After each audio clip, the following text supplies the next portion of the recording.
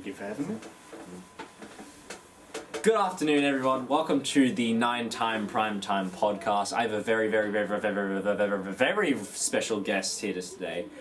Me, Lucas Temi, the host with the most. I'm here hosting the 9-Time Primetime podcast, and here I have my actual very cool guest, Deakin. Hey guys. So you may recognize Deakin from Lucas Industries episode 5. Go check that out if you haven't. We have Deakin playing the character known as Deakin. Exactly. And some of you, I really doubt it, but some of you might recognize Deakin from very older videos that you can't even watch now because they've been deleted. But me and Deakin have done videos back in the day, early high school. And now I've managed to convince him to come back on the show despite being a very busy individual. Yeah, no, it's just always terrible timing, really. Always got things going on and whatnot, but glad to be back. I did miss the old days when we used to film. Yeah, we wore a cape and you punched people. Yeah,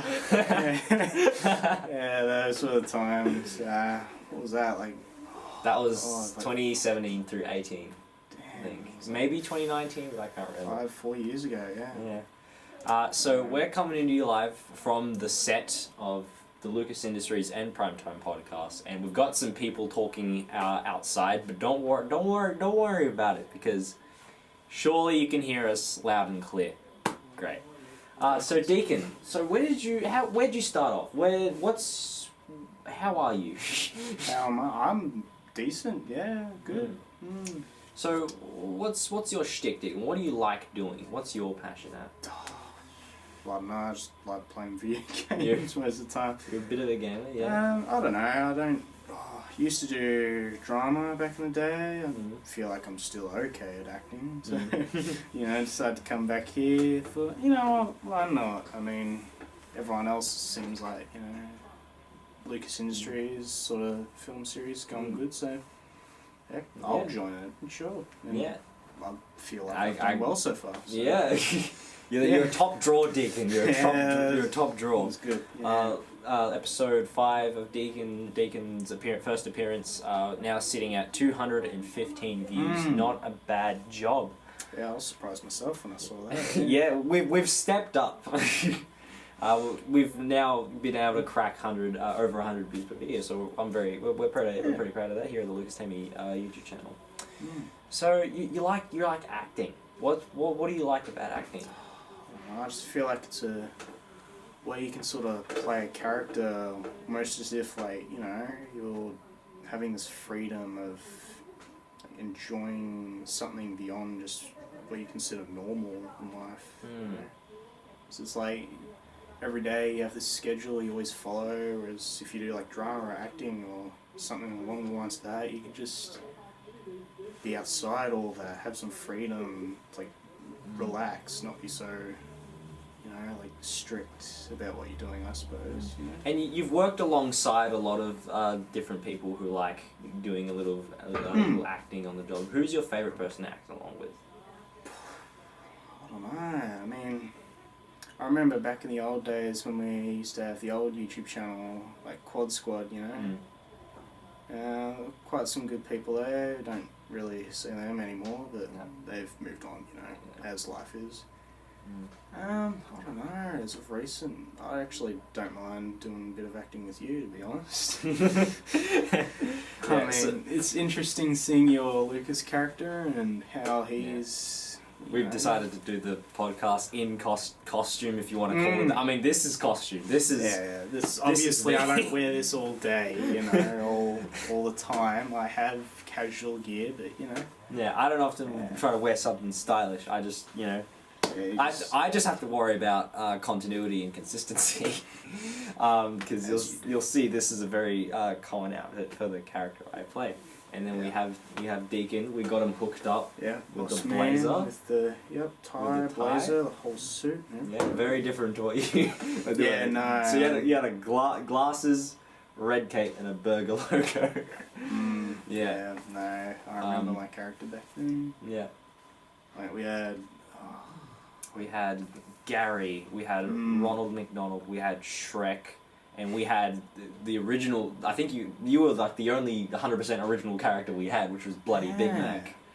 And when we brought you in on that series, you were so fun to work with. I know. I still remember that one scene we had where it was just like let us slash. Let us slash. And it would just be that one scene, and then we'd replay it like 5 times. It was just. It was fun. Yeah. So perfect, and then came back. I think only in 2 episodes for that one. Yeah, and then you came back with the season finale, where we ended up killing you off. No. It was very, very dramatic and very emotional. Yeah. Yeah, and now we have the new face of Deakin coming in on set. So we've got you working with Nick Miller. What are your thoughts on working with Big Seamus? So boys, Nick Miller, he plays a really good part for Big Seamus. I mean, like how he can switch from being this sort of serious persona to just this cool, chillax guy who just doesn't care and has a bit of emotional distress from time to time. Yeah, it is fun working with Nick as well. He plays his characters really well, memorizes the script a hell of a lot more like succinct than I do. He's very, very good at that. Very on top of it. Yeah, I'd say I do enjoy working with Nick Miller as well. So going into season 2, obviously with season 1 and even the series before that, it was all about sort of establishing each character on their own, getting their own little unique moment, getting people interested in them. And the show structure has been more of just me going around and interacting with that character for a split moment. But so when season 2 comes along, we want to have characters now interacting with each other and sort of having a little bit of a relationship there. So out of the characters that you have seen in Lucas Industries, which characters in particular would you want to work with? We've got names like Tal, with Nick is still on the table. We've got characters like Sophie. We've got Keys is on the table, and we've got a few people coming up. I don't know. I mean, if I'm being honest, I wouldn't mind working with Tal maybe on one episode. I mean, I've seen briefly how he takes his role. He takes it seriously. So. Yeah. I feel like I could do something with that character working alongside them. So he's very good at improv comedy, I'd say. Yeah. Yeah. Good improv. All right, so let's move away from all the acting and obviously trying to hype and sponsor Lucas Industries, because this is kind of like this whole series. We're not desperate. We just like to talk about it. So anything we can get. Let's talk about gaming. So you're a bit of a gamer. Would you say that about yourself? I do. I enjoy playing the Nintendo Switch quite a lot. You're a big Nintendo fan? Big Nintendo fan. Like a lot of Super Mario games, so that would probably be my Nintendo game, I suppose. Yeah. So tell you what, Deegan, we're going to play a little game. Okay. We're going to play my favourite segment that we very rarely do on the show, but we should probably do it more consistently. Lit or shit. So I'm going to give you a video game title, and you have to tell me if it's lit or shit, and you can elaborate on it if you want. Okay, better be a Nintendo game, I know. So, you're a big fan of Mario Kart, so let me give you a few game titles that are similar to that style of game. So what are your thoughts on Crash Team Racing? Ooh. Are we talking about the original? Like the PlayStation 1? Sure. Okay. You can talk about the franchise. Crash Team Racing. I used to have the very first one back in my day, before sadly our PlayStation died. After me not realising there was a reset button on the actual console instead of just going power off, power on, power off, power on. Yeah, I was an idiot back then. Crash Team Racing. That was very good. Very, very unique to say, especially this remaster. I like it a lot. If I were to compare it to, let's say, comparing Crash Team Racing to like Super Mario Kart, like the very first one, I'd say Crash Team Racing had a lot going for it. It already had like a story mode in the game first off, like had 3D sort of graphics rather than 2D sprites. And then just the transition from the original to this new HD remaster with all these new content, especially from like Crash Nitro Kart as well. I'd say the game is lit. The game is lit. Far from shit. From what I remember about playing one of the versions of Crash Team Racing, they had an open world. Yes. And when I played that game, I never did any of the races. I mainly just would go around as Crash and kill myself. Around the world map. Because they added all these funny different animations and I would laugh my I ass know, off they that changed so many things. They kept adding new content to the game, like every, let's say, like month or so. So they'd get more content, and then once the game was fully like finished, they like supported the game to its limit, and then they stopped. The game was still good. It was still going for quite some time. Okay, I'm trying to think of more racing franchise. What's the Sonic one? Sonic and All-Star. Is it just Sonic Racing? I know there's Team Sonic Racing, which is on the Switch, but one Sonic game, which is by far one I would even say is like up there, would be Sonic and Sega All-Stars Racing for the Nintendo Wii. Back then, that was your game, your racing game back then. I mean, to begin, you had like a crossover game for what feels like the first sort of time in the racing sort of genre. I mean, and then there was like mission mode where you had like 64 different levels plus your Grand Prix, you know, your single racing, everything. It was so content heavy, and it was so enjoyable as well. I mean, I guess the physics of driving was a bit more wonky than your sort of Mario Kart experience, especially with Mario Kart 8 Deluxe, how you feel more in control, whereas with Sonic and Sega All-Stars Racing, it's like, if you crash, you're done. You're done. Like, there's no bullet bill in this game. You gotta get up, like, on your own. Sort of get back into the game real quick. Did you ever try any other less, like, cartoony racing games, more, like, realistic ones like Gran Turismo or anything like that? Did you ever play one of them? Well, like some of the more, like, PlayStation titles? No, not really. I mean, I did play the original PlayStation one, like Hot Wheels sort of thing. No, that's far from it. No, I don't really venture out. Did you ever get to play Diddy Kong Racing? Yes, Diddy Kong Racing. What are your thoughts on Diddy Kong Racing? Did not have the original N64, but I did have Project 64, an emulator for the game, so Nintendo? No, don't think about it. Don't. I know what you're thinking. No, System assists. Keep going, sorry, keep going. Yeah, no. Alright, just cut out all that. I did not say that at all. I just have access to the game. Yeah, no, that's... When you compare that to Mario Kart 64 on the same system, it's got a story mode. It's got more tracks, believe it or not. Same amount of characters. I don't know, it flows more, but it's got 3 different vehicles. You can fly, you can go on water, drive, you know? Just felt like it had a hell of a lot more than Mario Kart 64, yet Mario Kart 64, you know, people would objectively say that's better, but... It was ahead of its time. Each to their own. Because they introduced flying and underwater stuff only in Mario Kart 7, and they, you know... True, yeah. What other ones are there? Did you ever... Alright, let's get into something more obscure. Did you ever play Madagascar Karts for the Wii? No, I did not, unfortunately. No. Yeah. Okay.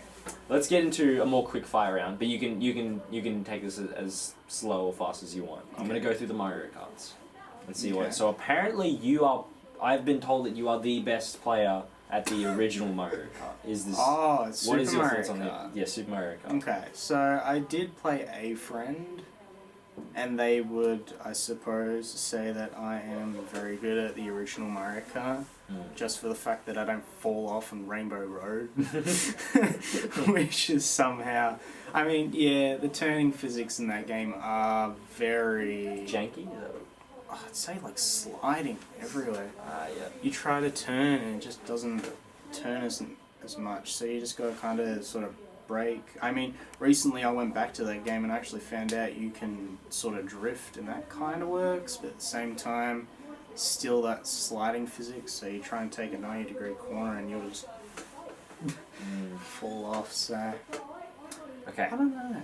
I mean, I'd say I'm decent, nothing too professional though. What would you say about the game itself? Little shit. Little shit. Is it lacking, or is it... To start, it had 20 tracks, which is, you know, more than the other sort of future games, which only We'll get to included those. 16 at those, sort of like, you know, let's go, Mario Kart 64 had 16 tracks, Mario Kart Double Dash had 16 tracks, and then afterwards there were, you know, retro tracks adding up to a total of 32 at least. For what it was, I mean, there was another racing game, another iconic one, F-Zero, you know, where you'd be flying all over the place. Feel like the track was just going at a good, fast pace. You were just going through, playing the game, and you could enjoy it. Mario Kart has, I don't know, has its ups and downs, I suppose. Okay, let's get into the next one. So, Mario Kart 64. Yeah. Very iconic. What are your thoughts on that? Overrated. Overrated? Okay. I feel like a lot of people say this game is golden. This game is very good. I mean, sure, it has very good tracks, but if you're speaking of the game as a whole, I feel like it doesn't have as much as it could have had. Because low on tracks. True. AI is a bit of a yeah. bitch I think sometimes. there wasn't even like a versus mode in that game. Yeah, it had. So you had to do either Grand Prix, time trial, or if you were lucky, It multiplayer. it did have balloon battle. Yeah. Yeah, balloon battle too. I don't know. I just feel like when you compare that game to something like Diddy Kong Racing on the same console, it just can't keep up. That's what I feel. So. Okay, what's the next? What's the Mario Kart Super Circuit? Wasn't it the one, the handheld version, the one that kind of combines Super Mario Kart and 64? I actually have played that game as of recent on a. Not gonna say it because Nintendo's watching. Look, I can't get a Game Boy. Okay, I'm not really gonna go out of my way to spend $100 on eBay to get like a vintage Game Boy or something. Okay.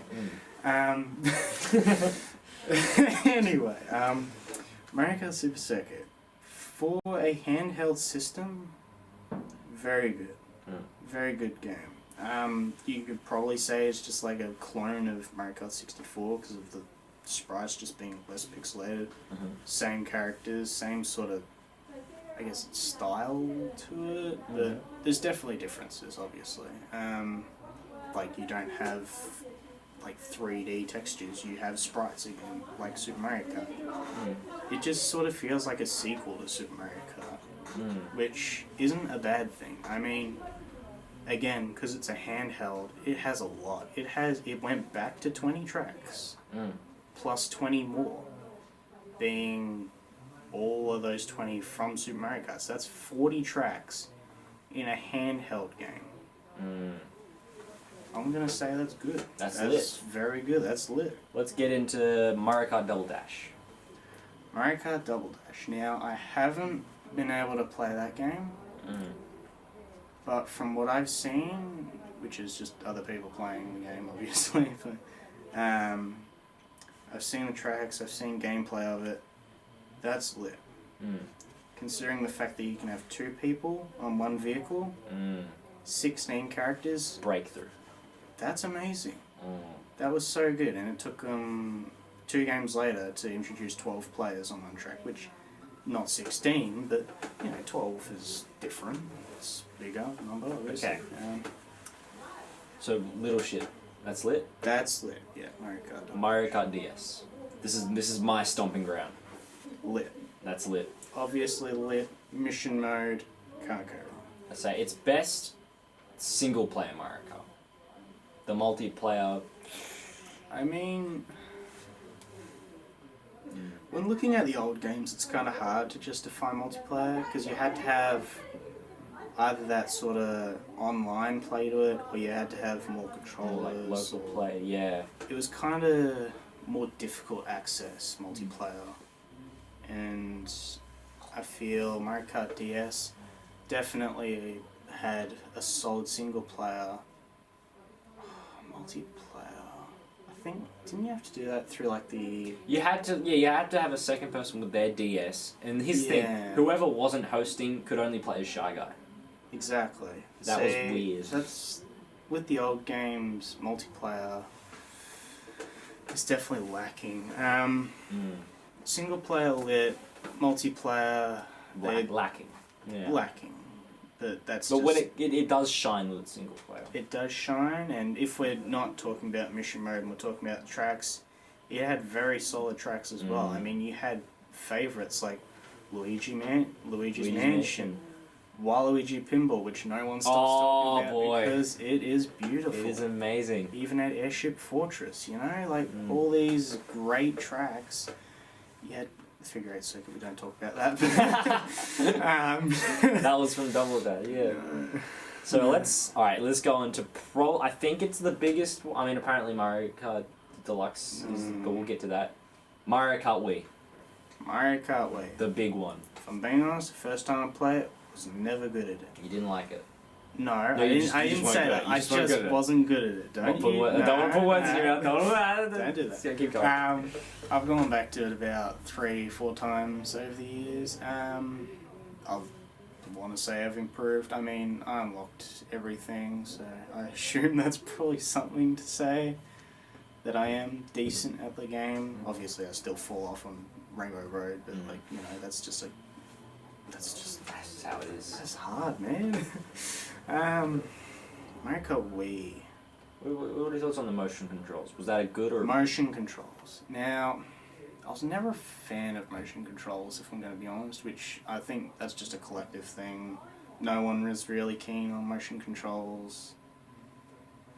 I actually had like the Wii wheel that went with the game as well, so I could really have that proper feel to it. It wasn't bad, but it was like how I was talking with the Sonic and Sega All-Stars, how the controls are very, you go one way, you will go that way, and if you crash, it's kind of done. But with Mario Kart, the controls aren't as, I suppose, janky. You turn and controls are different, very obviously different. I mean, you could get a proper controller, and I think once that came out, the competitive scene on Mario Kart went nuts. Yeah, back when it had online play, and now, it doesn't have it, but there's always Mario Kart CTGP, that modded version that, just has everything now. I mean, people keep adding content to the mods, so... But I think either way, we give Mario Kart Wii a lit, wouldn't we? Definitely had some iconic characters. I mean, Funky Kong never came back. It introduced Dry Bowser as a playable character, who I never unlocked until playing the game again because... Oh yeah, he is very hard. Never good. You had to... I think it was beat Mirror Mode, like the final cup of that. Getting those stars. Like it was just very... By that stage, I was just raging and done with the game. Okay, so that we give Mario Kart Wii a lit, wouldn't we? Yeah, definitely some iconic characters in it. Definitely some good retro tracks. Definitely some good nitro tracks. Maple Tree Way, all that jazz. I would say... Yeah, lit. Yeah. I would say it's definitely up there. Yeah, I think so. That leaves us with Mario Kart 7. Mario Kart 7. This is where I think it falls off a bit. I didn't play Mario Kart 7. Okay, well, I played Mario Kart 7. first thing I noticed playing the game, no versus race. Only Grand Prix, only time trial, and if you're lucky, online multiplayer. Actually, hang on, did it have multiplayer? I can't remember. Maybe or maybe not. Anyway, going to the game, you had flying, you had water, like underwater physics. Again, Diddy Kong Racing, I mean, it didn't have underwater, but it had these three sort of key things to it, which Nintendo took ages to go back to with Mario Kart. So, I don't know. Retro tracks are very good. Apparently it has the best Rainbow Road. Yes, sorry. Mario Kart 7, Rainbow Road, definitely the best. I mean, music, spot on. And you have going through like on the planets as well. Exactly, you got just one full lap, 3 sections. You know, that was something that Mario Kart 7 had as well, was it had these single laps, which were just massive sort of sprint tracks, I guess you could say, that, you know, just made the game very different in that retrospect. Characters went back to 8 on one track, which is to be expected. I mean, it's a handheld game as well. Characters, you definitely had some unique ones. I mean, you had Metal Mario, which people would object is bad because it's a clone, but you had Wiggler, which no one saw coming, I'm pretty sure. I mean, they just gave him gloves and said, yep, you're right to go in the car. Look at him. And then Honey Queen, because Mario Galaxy came out, so why not? Same with Rosalina was in Mario Kart Wii, sorry. And then they finally added Shy Guy as a selectable character, not exclusive to Mario Kart DS multiplayer. So, yeah, I'm not sure with Mario Kart 7, to be honest. Awkward placement, because it's lacking, but it also has something to it. If the game had mission mode and a versus single race type of thing, if it didn't cut down so much, it would be lit, but I feel like it's just bare bone. I can't say the game is shit because it still brings good stuff to the table. Yeah, it's still solid. I mean, you got Music Park as well, very good Mario Kart 7 track. So let's bring it to modern day. Mario Kart 8. We'll get to Deluxe, but then let's just 8, the basic. Bare bone Mario Kart 8. I feel sad to say this, but I did have the Wii U. I still do. And what's even more sad is I got it the day they announced Nintendo Switch was coming out as a thing. So, you know, I didn't think much of it at the time until they released Mario Maker 2, and I'm like, I need that. I want that. Yeah, no. Mario Kart 8. So they brought in the anti-gravity. Went nuts with that. Which they're yet to use in the Mario Kart 8 Deluxe DLC. I mean, anti-gravity's the whole gimmick. Why aren't you using it? DLC, though. You brought in Link, you brought in the coloured Yoshis, you brought in the coloured Shy Guys. I might be just singling myself out here, but I wasn't really a fan of the whole Nintendo crossover character thing, with Link being added in and Animal Crossing characters. I felt like they just get out. It's not Nintendo Kart 8, it's Mario Kart 8. But they are leaning towards maybe doing like maybe a Sonic sort of Sega All-Star crossover, but Nintendo based, which I think that would be... That's just Smash Brothers, but with cars. That would just be awesome if they did that. But if you know, Nintendo, they do whatever they want. Alright, we got Deluxe. Then the current day modern Deluxe. What do we got? How do we feel? Same game as Mario Kart 8. Add in 6 new, just remember Gold Mario, 6 new characters. And battle tracks, proper battle tracks. If I'm being honest, I wasn't really that skeptical about the original battle tracks we had from Mario Kart 8. I just thought it was there. I enjoyed it. I thought it was different, but yeah, I don't mind modern day deluxe battle tracks either, so... But again, if we're saying this as its own game, it was very shit at the time, just a port, but now they're adding DLC and... What are your thoughts on the DLC? DLC so far. I actually did rank every one of the DLC tracks. It's just a thing to do in my spare time, so I could actually tell you what I've ranked all of them out of 5 based on how they feel and, you know, the whole gimmicks behind them. So like, for instance, I said Paris Promenade was just a 5 out of 5 because on that final lap you're going backwards through the track, and that's crazy, and I love that. Whereas with things like Shroom Ridge, I mean, don't get me wrong, it's a good track. It just feels so plain, so out of place with everything. Just feels like it could have been a Mario Kart 7, you know? It just doesn't really feel like a Mario Kart 8 track. Then you got Ninja Hideaway. That is, I'll probably say that's my favourite DLC track. That's, again, crazy. I love crazy new gimmicks and things, and there's so much happening on that track. It's awesome. Alright, we better wrap this up.